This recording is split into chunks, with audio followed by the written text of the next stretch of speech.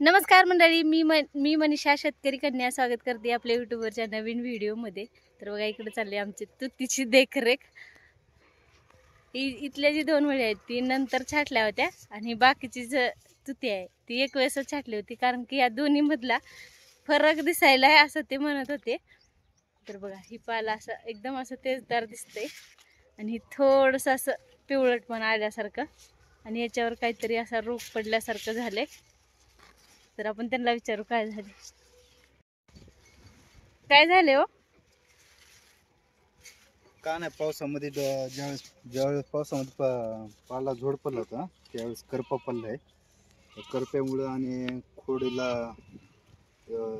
सालीला डंक लागले, त्यामुळं ह्याची वाढ फुटली आणि हीच 2 ओळी ती नंतर पावसाच्या छाटल्या होत्या का? छाटल्यात, ते ह्याची क्वालिटी एकदम मस्त। एक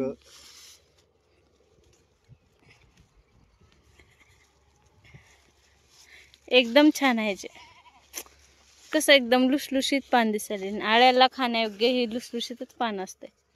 एकदम असं असं असं अशा पद्धतीचा रोग पडलाय जास्त पावसामुळे।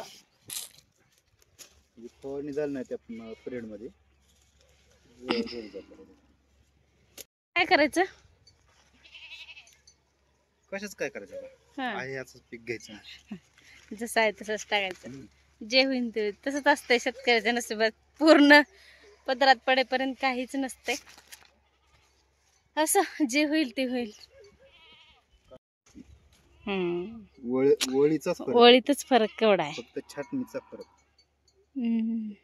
फक्त 8 दिवसाने ही नंतर छाटले ना, नंतर छाटल्या 2 वळी आणि ही अगोदर थोडस पावसाच्या अगोदर छाटली। पावसामध्येच काहीतरी रोग आला असेल त्यामुळे फवारणी झाली नसल्यामुळे याला रोग झाला। हा, त्या दोन्ही वळीतच डिफरन्स किती आहे बघा, हाय का?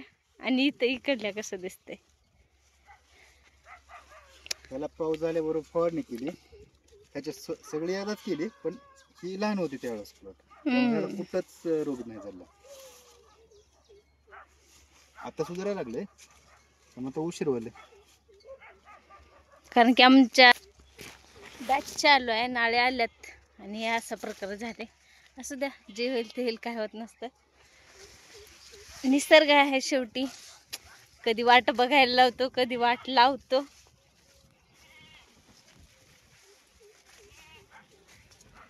कसा वाटला व्हिडिओ नक्की कमेंट करून सांगा। बाय।